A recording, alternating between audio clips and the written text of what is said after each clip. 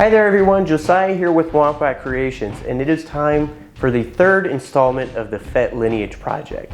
That means that today I'm going to be making the SuperTrooper helmet, as it's commonly referred to. At this point in the evolution of Boba Fett, he is, I believe, still thought of as more of an elite stormtrooper, so it's still going to be essentially an all-white paint job. But this is the first helmet that there was an actual physical prototype made. Before this, it was all sketches and design work and trying to flesh out the what he's going to look like. As you can see, this is essentially the base of what we will come to know as Boba Fett. They further refined from the last Joe Johnston concept, and we arrive here. Now, this kit, first of all, I want to say this is a beautiful cast kit that I got from Grimworks Armory, and I will have the link to their stuff down in the description. You should really go check them out because this is a really, really lovely kit. The reason that I really like this kit, and I'm actually going to be using his castings going forward for this Fett Lineage project. The reason that I really like this helmet is it is a wonderful generic Boba Fett helmet. The reason that I say that, it's a beautiful casting, all of the dimensions are very nice, it's a very accurate sculpt. But for you Boba Fett purists out there, there are slight differences in the castings and quality of castings for the different Boba Fett helmets. So like, I know that some of the castings have like a waviness or a wonkiness in the brow. There's small little variations like that in almost every different helmet. I'm not going to be going that far into detail with this project. I'm just not. This is a real intensive project, and I think I can do the what I'm trying to accomplish with this project justice without going that far into detail. But the reason that I'm saying that this is a nice generic Boba Fett helmet is because you can modify this to with very small changes as far as physical damage, adding physical damage to the helmet to get to 99% there. And that's more than good enough for me. You will also notice that this helmet does not have the infamous Boba Fett dent in its dome. That is because when I bought this, I asked Grimworks Armory to fill the dent, and he did, and I'm very thankful for that. It saved me a lot of time. At this point in the evolution of Boba Fett, he didn't have his dent yet. That will be coming. But for this one, because he's still thought of as an elite stormtrooper, it is a very white paint job still, like the last two. But there are some changes. And this is the one that I've been talking about for a while now. There's not going to be any weathering on this helmet. It's going to kill me. It's going to really kill me not to dirty this up. And that means that I have to be really careful because I can't really hide any crimes with this paint job. Weathering is a really wonderful way to hide small imperfections in your paint job. I can't do that with this. So this needs to, I need to be careful with this one. But before I can get on to any paint work, I have to do some pre-assembly stuff, some prepping before I get to paint. And that is where these kit parts come into play. And I will take you guys through these different kit parts as we get to them. But I think to start with this one, I am going to be setting up the rangefinder. So yeah, let's get to that. So for the rangefinder is this piece. It's not assembled yet, but it's this piece that sits like right there. So you guys know what I'm talking about. This comes in a couple different pieces, which is wonderful because it'll make it a lot easier for me to paint. But first, I need to get this set up to receive the rangefinder. So for that, by the way, lovely instructions included with this kit. Thank you very much. I mean, this kit is a wonderful, wonderful kit. Very well thought out and put together. But, so I need to drill a hole in the center of this ear so that I can then attach this in there. So I need my drill and an 11/64 drill bit. All right.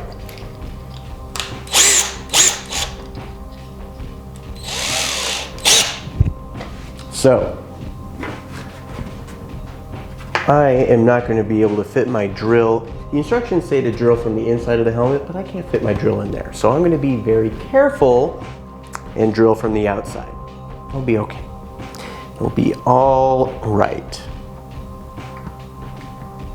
Actually, first, where is it? Let me clean up in there. It has a few artifacts from casting, which is totally fine.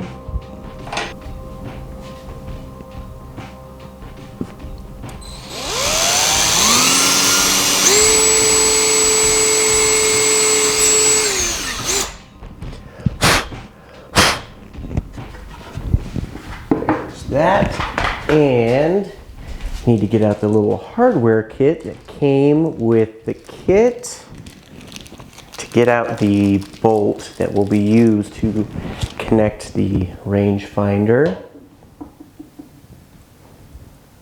I mean, this kit is just so well thought out, and that is going to fit perfectly. Now, if I can get it out, now what I need to do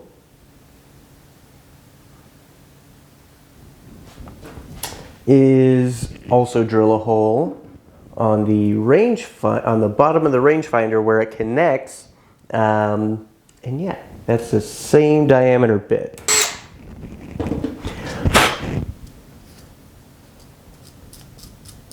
Perfect. Let's attach it just to make sure everything lines up.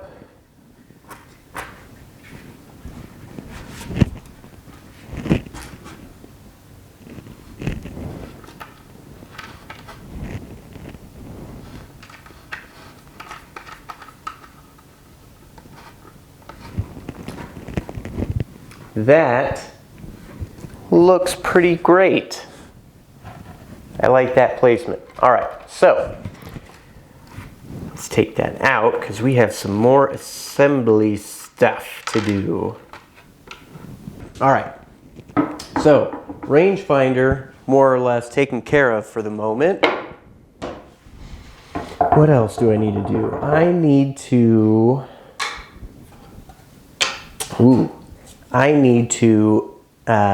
set up the ear cap. This ear cap goes over the rangefinder on this matching piece on the helmet. And for that, I don't like this to be a permanent solution. If I need to, down the line, pack this up and move it, I want to be able to actually take the rangefinder all the way off to avoid the problem that happened with my original Return of the Jedi helmet. You guys have all seen that rangefinder and it's bent up. But, so for that, I am going to be using some magnets that are also included in this kit. You can see why I'm going to be using this kit for the rest of the helmets. It's very well put together. He included these magnets so that I can attach the ear cap with magnets, and then I'll be able to take it off and put it back on with no problems. So the first thing that I'm going to do is I need to drill tiny, tiny holes for these tiny, tiny magnets. I'm going to install the magnets in the helmet first. Then I'm going to use those placements to tell me where to drill even tinier holes on this. That way everything matches up. Also, it's important to mention when you are going to be attaching something with magnets, double, triple, quadruple check the polarity of your magnets when you're doing something like this. I can't tell you how many times I've installed magnets into something to put them together, and I screwed up the polarity at some point in the assembly. So before you glue your magnets in, check the polarity. All right, I'm sure you guys got the point.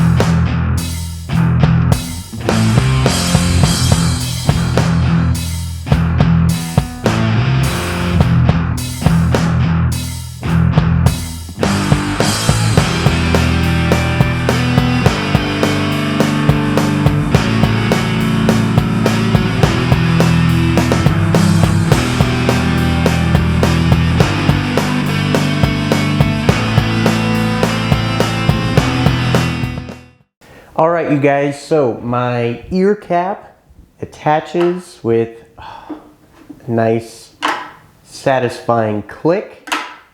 I love that. You saw that I installed the magnets into the helmet, and then I put a dot of paint on each one of them. Then I placed the ear cap on top of it exactly where I wanted, and the paint left a dot right where the magnets were, and that was my guide for drilling and installing the magnets into the ear cap. Now, like any other resin kit, this is going to require a little bit of Dremel work, much less than the first concept helmet that I did. But on the back, I need to cut out these slots on the back, and the Dremel is perfect for this, but it's going to take me some time with the Dremel. So I'm going to pull up my chair, put on some music, and get to Dremeling. But then after that, there is a really cool piece that not all of you might be aware of. So that's coming up. But for now, some Dremel work.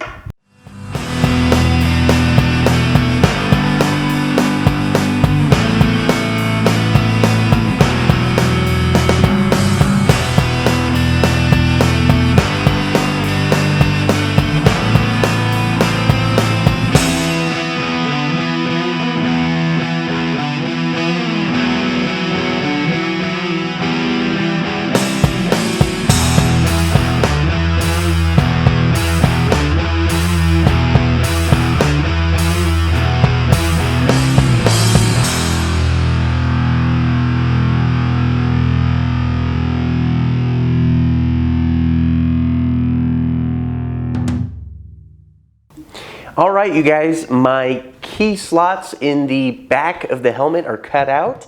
That was actually pretty painless. That I think is the only Dremel work that I'm going to have to do on this casting, and I can't tell you how lovely that is. Doing a lot of prep work with a Dremel on cutting off a lot of flash from a resin casting like this can be pretty tedious. But this is a super clean casting, and that's really the only Dremel work that it's going to require. Oh yeah, so I told you guys there was a reason that I cut out the key slots in the back, and well, I guess the real reason is that that's how the helmet is.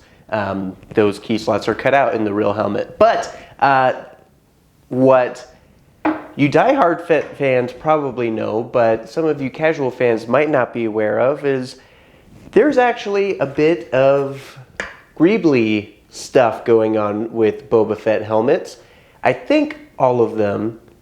I'm not positive. I'm doing a lot of research for this project, but I'm trying to limit it to one helmet at a time because there's a lot, and I can't keep track of all of it in my head. So I'm trying to keep it to one at a time. I know that this greebly is in most of the Boba Fett helmets. I think it's in all. I could be wrong though.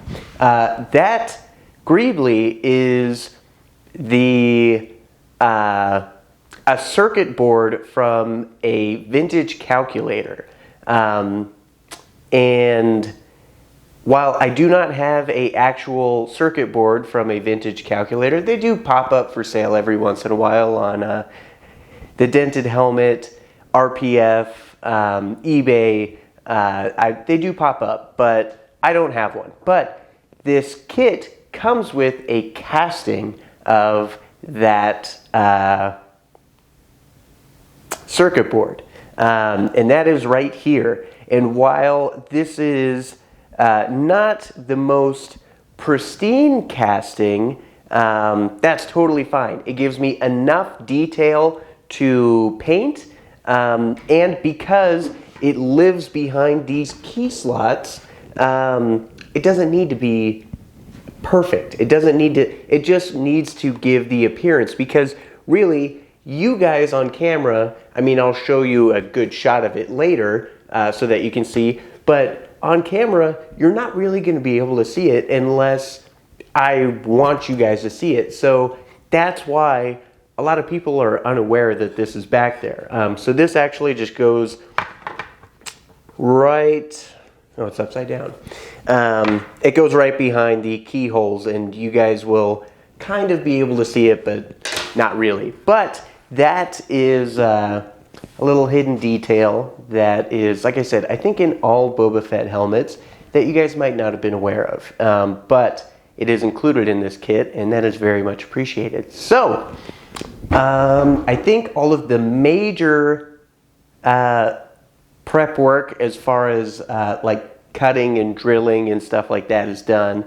So the only thing left is to get my surface ready for paint. And while this is already a really nice surface, this might actually be good enough for some other helmets to just start painting on. The SuperTrooper helmet is gloss white. And like I said before, there's not any weathering on this helmet, so that means I can't hide any of my crimes, which means I need to be real precise with everything on this. And that means that this surface needs to be as smooth as possible, especially because I'm going for a very high shine gloss finish. My surface needs to be pristine.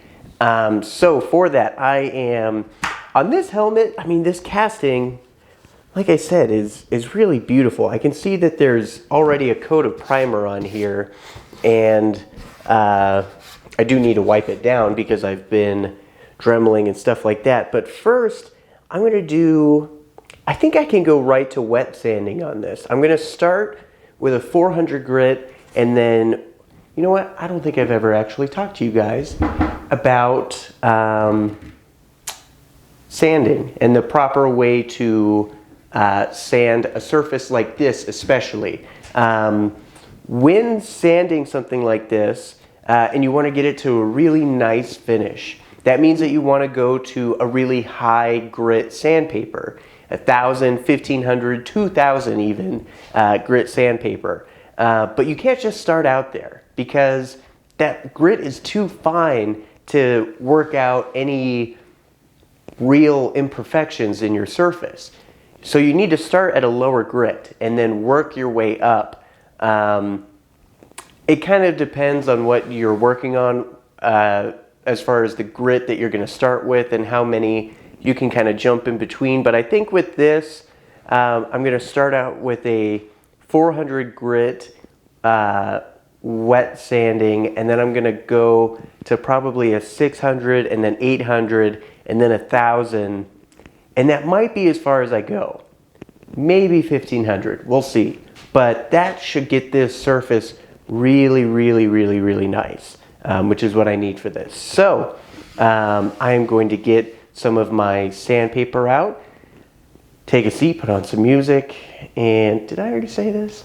I'm going to get to some wet sanding.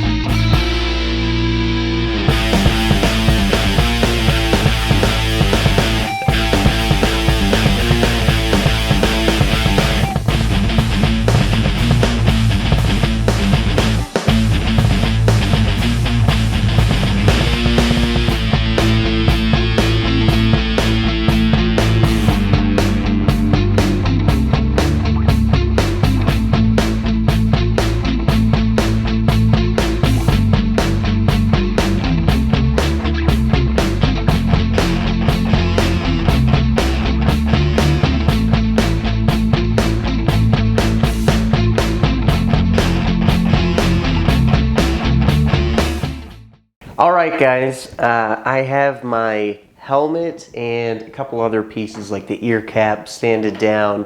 Well, you might not be able to tell on camera, this is super smooth. I ended up only going up to 1,000 grit, and that just, I mean, I can't wait to put some paint on this. So I am going to head over to my painting station, because that's kind of what it's turned into. And I'm going to put on a couple coats of some gloss white. And for this, I'm not going to use the airbrush because it's a lot to ask of an airbrush. I would be over there for, I mean, if I did this all with an airbrush, it would take me well into tomorrow to really give this thing a nice coat of paint. So I'm going to use some white gloss spray paint, and that should be totally fine. So yeah, let's go do that. That's pretty simple. Let's go do that.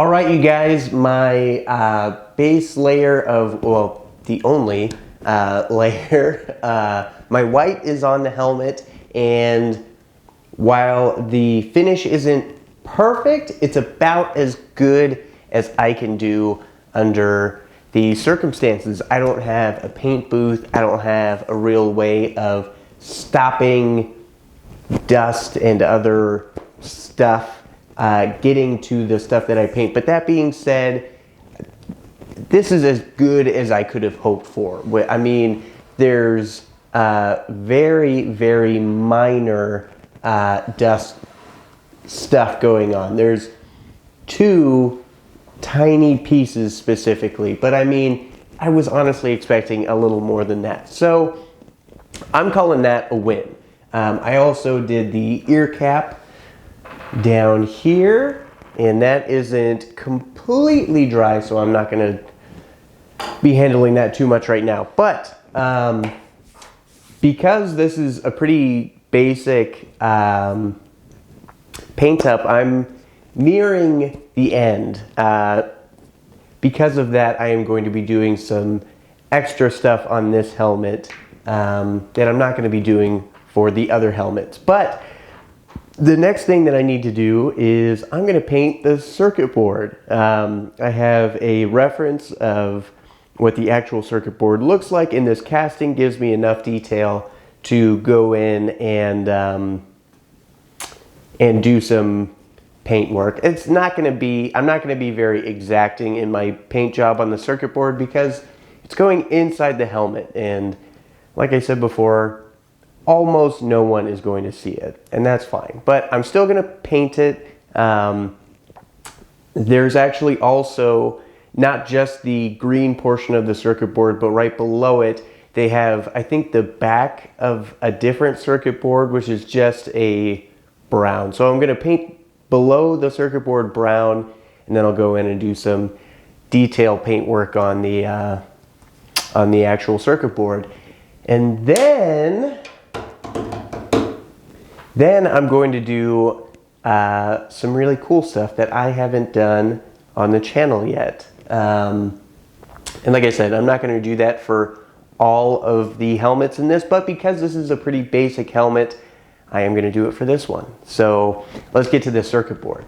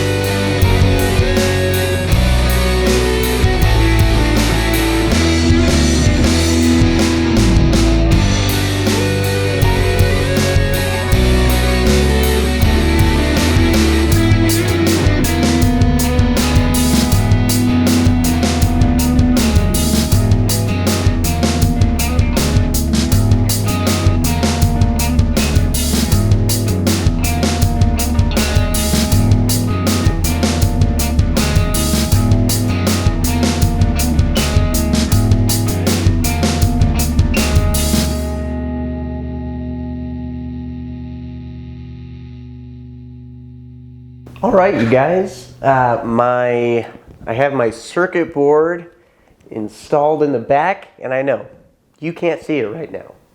I actually wanted to talk about something, and that is a perfect, this is a perfect place to talk about it. When you're building a prop, or really anything, there might be a ton of detailed stuff going on, and I mean with this, there's not a whole lot going on with this prop. It's a all white helmet for the most part. The only real detailed piece is the circuit board, but it's hidden. You're only going to see it if you're in person, and even then you're not going to be looking at it, at least not that closely. So when you're doing a project, it's important to know where you can cut corners and where you can't. And that isn't a lazy thing, that is a economy of time thing. There are, on any prop, there is what's called a hero side, and then, so the hero side is the side that you're gonna see. A helmet's a bad example of that, but let's say, give me 1 second.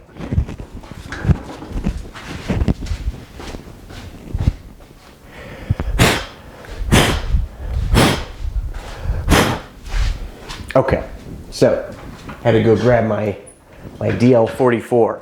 This is a much better example.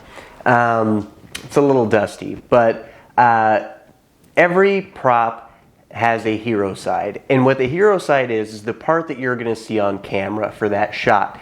So usually you can look at a script or a storyboard and see what the frame is going to look like, or there'll be a description, and so you can kind of tell what side of the prop you're going to be seeing. So for a scene where your hero is pointing over here and you're only seeing this side of the gun, doesn't really matter what that side looks like, right? So this would be the hero side because that's what the audience is seeing in that scene. So you would want to spend a lot of time making sure that this side looked really, really good, and you're not going to leave this side unpainted, because if there's a slight change in angle, you'll be able to tell. But you're not going to spend as much time making sure that this side is perfectly weathered or the paint job is just right, because you might see a glimpse of it. But for the most part, you're going to be seeing this side from that shot, and that's what the hero side is. So this will come more into play with later helmets when they get really involved. But it's important to know where you can kind of cut corners and where you can't. You saw my paint job on the circuit board. It was kind of crunchy, and that's okay. I was not wanting to spend a lot of time on the circuit board. I could have spent weeks on that circuit board and made it look perfect. I could have made that circuit board look really, really nice. And that's not a testament to my skill. That's a testament of time. If you spend enough time on one thing, you can make it look beautiful, but it's not needed for that piece. On camera, I can guarantee you guys do not see the circuit board in there. You might see a slight differential of color, but you're not seeing any detail. And in person, holding it this far away, I can make out some detail, but it's dark in there. It's inside the helmet. So I don't want to go off too far on a tangent here, but this is something that is important in making, not just in props, but anything. Know how to spend your time wisely, and because really when most of the time when I'm working in the shop, it's some kind of a time crunch, which is kind of funny because I'm not making these things for the most part for anyone but me, but I'm trying to make sure that I can make content for you guys. So if I spend weeks on one project, it's not going to work out well. So I have to know where I can cut corners and it still look okay. And I think that's an important skill to acquire in any making that you do. So diatribe aside, I'm going to put my DL44 back up, and then, oh yeah, so this is, my helmet is, I'm going to put aside for the moment. It's at a good pausing point. I told you guys I'm going to be doing something I haven't done before on the channel, and that is, I've talked about metallic finishes before, and metallic finishes can be really hard to accomplish and look good. One of the ways that is pretty inexpensive and is probably one of the best metallic finishes you can get without using real metal is aluminum tape. This is not a use-all solution. This is, there are plenty of scenarios where this does not work, but this is aluminum tape that's usually used for duct work, for like HVAC systems.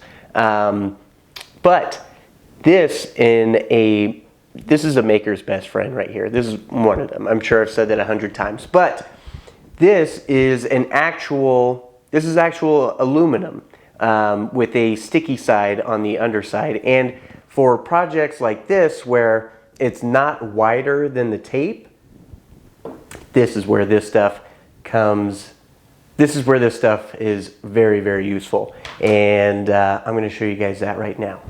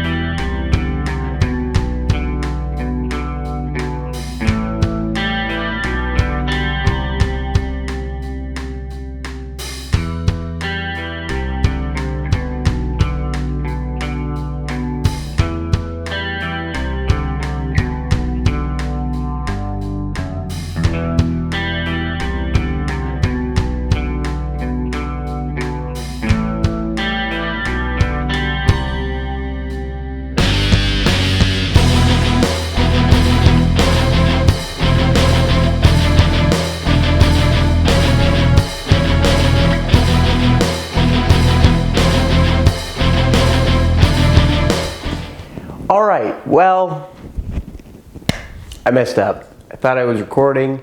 I wasn't, and I did some more of the aluminum tape stuff. It is all on this side of the helmet. On the SuperTrooper helmet, there are, on the actual Fett helmets, it was the body of the helmet was a fiberglass casting off of a sculpt, and then the ears on both sides were machined out of aluminum.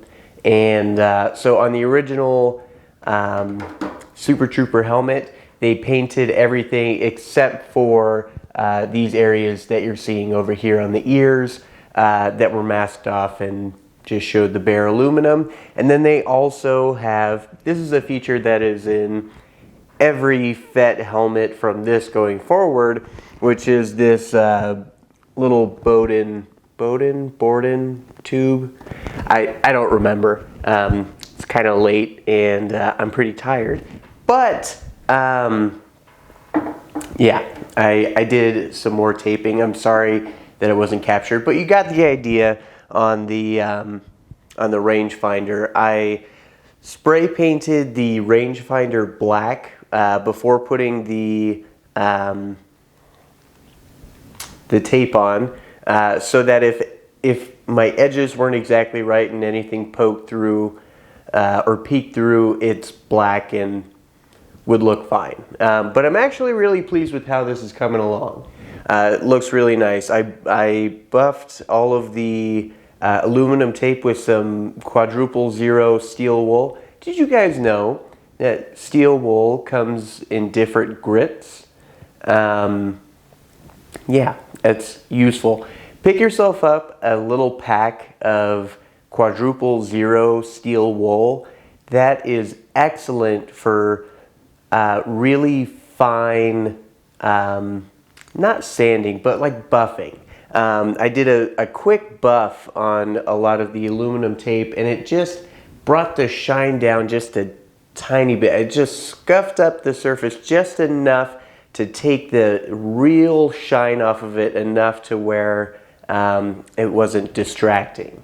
I'm really pleased with how this is coming along, but this may look essentially completed to you at this point, but there is one more thing to do. There's a reason that I left it for the last thing to do. Order of operations is important in any operation, and that is I need to paint these two arrows on the front. One is blue and one is red, and at the moment I'm forgetting which one is which, so I'm going to need to double check my reference images before I do that. But the reason that I waited until the end is, I told you guys, this is a touchy paint job. Any gloss, clean paint job is touchy.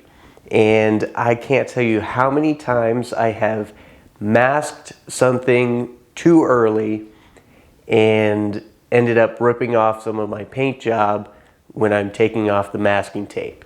It is a horrible, horrible thing. You can get away with it sometimes, especially if you're doing something that's pretty damaged, but this is not, and there's not any weathering that I can do to hide it, so I wanted to give this paint job has been on here for 2 days now. It's been like 2 days, so it should be fine. That being said, I am going to try to minimize the amount of time that I have my masking tape on the helmet. The longer it stays on there, the harder it's going to be to get off, and I really, really don't want to mess up this paint job. So I need to mask those off, look at my reference images, and see which side gets which color, because I have also messed up something similar to this in many builds. You're 99% there, you're doing the last thing, and you mess it up because you're not paying attention. It's probably not the operation to be doing when I'm super tired, but I am excited. I want to finish this helmet tonight. So, masking, painting, and that should be it. Should be it. After that, oh, then I have to install the visor. Then we're done. Then we're done.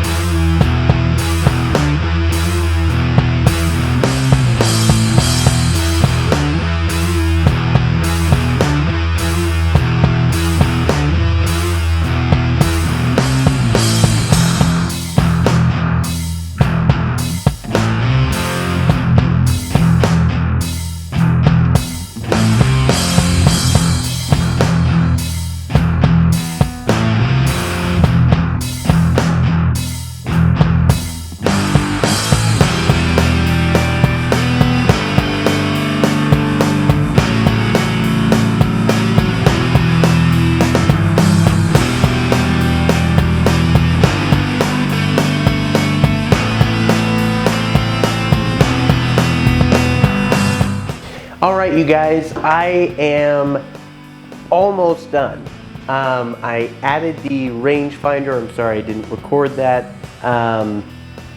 It wasn't very exciting, so you didn't miss anything. And I don't remember if I mentioned this earlier in the video, but if you're looking around and see that things are different than the last bit of the video that you were watching, it's because I filmed these out of sequence. I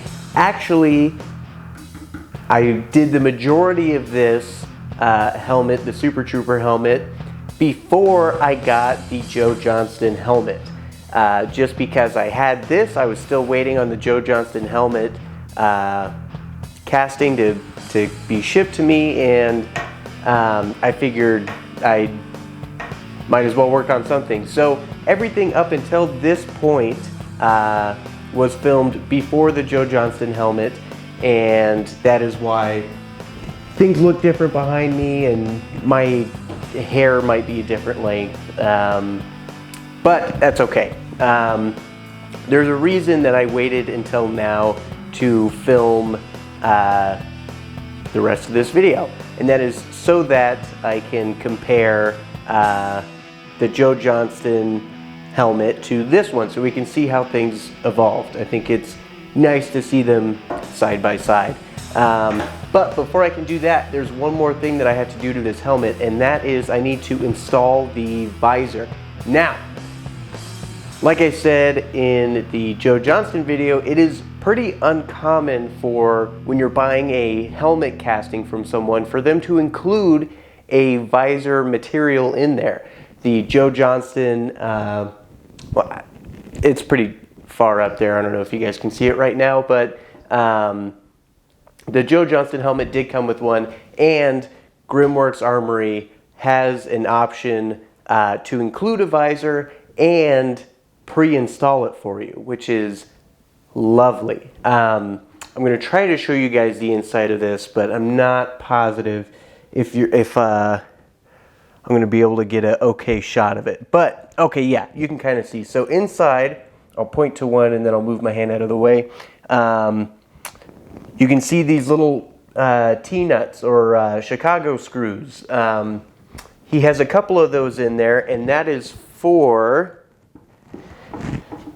this visor that he included, which I believe is cut out of a welding helmet visor replacement. So it's black, not green, like the one that that I put in the Joe Johnston helmet. And it has these holes cut out in it so that these can go onto the Chicago screws in there. And then he has these very tiny screws and a little rubber washer that connect into the Chicago screws in the helmet, and that is how this visor is held in place, rather than like the why can't I think of the name of it? The Velcro that I used for my other helmet. I don't want to say that one is better than the other, but they're different. They're different ways to attack the same problem, and I think it's really, really nice that Grimworks Armory has an option to do this for you. So this showed up ready, I mean, with the visor, and it's super, super easy to put in. So I'm going to put it in right now. And it's super easy because all you have to do is get the visor inside the helmet and then put it onto the Chicago screws. Boom. Now, I mean, just with that, it's staying in there. It's not going anywhere. But I'm going to go ahead and attach all of these screws. And really, you could, if you wanted to, just hand tighten these, because it doesn't really require much to hold that visor into place. And this is actually I will say that this method of attaching a visor is much better for being able to take it out again. This makes the visor removable. Rather, I mean, I guess I could pull the visor out of the Velcro solution, but it would be a lot more difficult. So if for whatever reason you need a visor that you can pretty consistently take out and put back in, this is probably your best option. But now my SuperTrooper helmet has a visor and I am finished. This helmet is done, and I know it's not dirty at all, and that really bothers me too. But this is how the first real prototype of Boba Fett looked. This was the first physical embodiment of Boba Fett that was made, and because of that, I will stay true to the very clean, glossy look that he had at the time. But let's go ahead and pull down the Joe Johnston concept, since that is the helmet that came right before this, and we can take a look at them side by side and see how things changed. So here we are. We have the Joe Johnston helmet right next to the SuperTrooper helmet, and these are, like I've said before, there are many, many, many different variations of concept designs out there. To do every single one of them would take, I don't know, it would take a very, very long time. It would take a couple years probably. It would lengthen this project by a couple years, which is not something that I'm trying to do. But these are commonly considered to be the evolution of Boba. So we have Joe Johnston's helmet, which of course came after the original Ralph McQuarrie concept. He further refined it down to this, and then you can see that Joe Johnston also, by the way, is, I believe, responsible for this kind of final form of Boba's helmet. So you can see that these are actually fairly similar. We have the T visor. We got rid of the big red triangle in the middle and went to 2 arrows. And let's see what else. A lot of the details that are in the helmet are gone now. So like this big circle right here and these cutouts in the cheeks, those are gone. We do have a bored-in, believe it's bored-in tube right here, and then we have a small little, I don't even know if you guys will be able to see it, but a small little indent right here in the mask. I know that you guys would be able to see it if I was able to weather this and bring that out, but that's not how it works. We did get a brow that comes through, and then we also have actual ears for the first time. So you can see, I mean, both of these have rangefinders, and you can see that it's essentially the same design, at least in profile. You can see that both of these are essentially the same shape up here, but they actually changed it to where this would function properly if we needed it to. So this one, when it comes down, wouldn't be in front of the eye. It wouldn't be in front of the eye. This one, when it comes down, it is in front of the eye because it's facing in towards the helmet. But anyways, we got ears. This one, Joe Johnston concept does not have ears on either side. And the Boba that we've all come to know and love does. He has ears on both sides, and on the back, you can see we have some big changes too. A lot of the really cool insert designs that are on this aren't there. This big indent that goes around the back right here is gone. But we did get our key slots here, which is a cool little detail. So it's not completely detail-less, but it's a major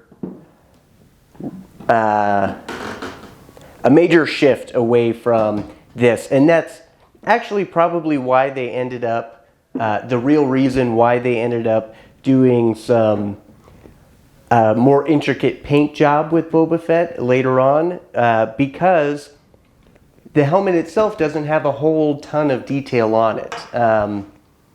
Yeah, I mean, even though this is a clean helmet, I do really like it. And it is important in the evolution of Boba because, like I said, it is the first physical adaptation that was made of him, the first prototype, so to speak, and it gives us the final base form of Boba, which is also very important. But you can definitely see how this comes to this a little more easy than the Ralph McQuarrie to this.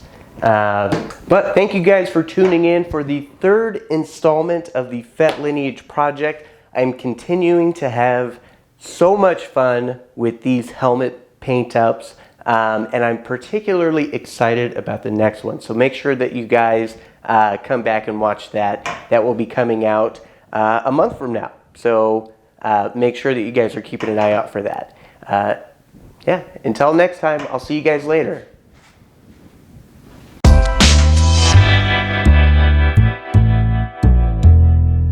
Hey, look at you, you overachiever you. You watched that entire video and you deserve something awesome in return. You can head over to wompratcreations.com. The link will be down in the description, and you can pick yourself up some awesome Womprat Creations merch, just like this original Only You Can Prevent Imperial Invasions Ewok t-shirt. Thanks, guys. 517 to scanner control. 517 to scanner control. 316, report to control. 5-3 to upper bay door. 5-3 to upper bay door.